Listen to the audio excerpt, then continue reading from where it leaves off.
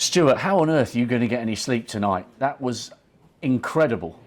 Yeah, unbelievable to produce that snooker at the end. Even though I missed the pink in the middle, but I hold myself together. It was just, yeah, just unbelievable.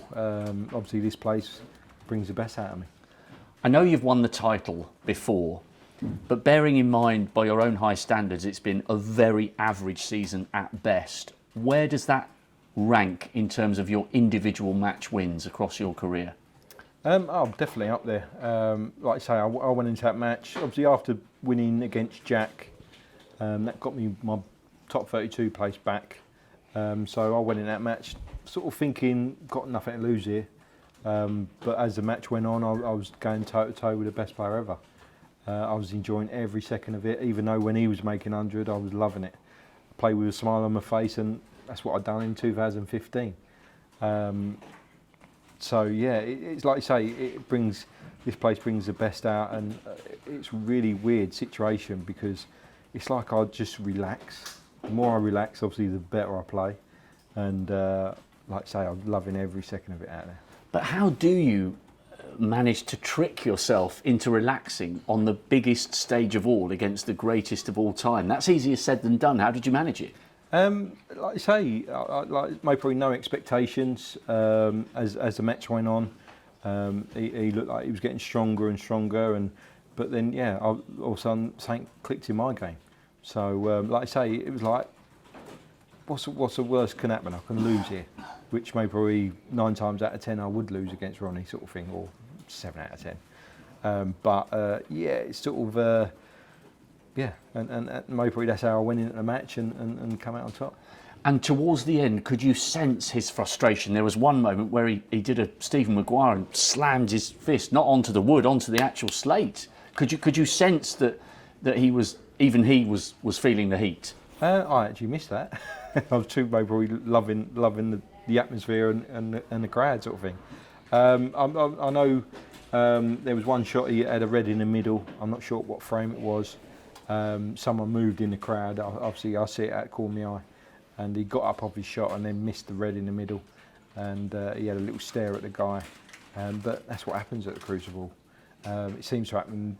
Like you can see everything. There was a guy earlier messing around with his earpiece, and he was like doing this, and like his arm kept coming up, and it's like obviously you're down on the black, and all of a sudden you can see this guy in the second row doing this, and but it's part and parcel of the game here. It is off-putting.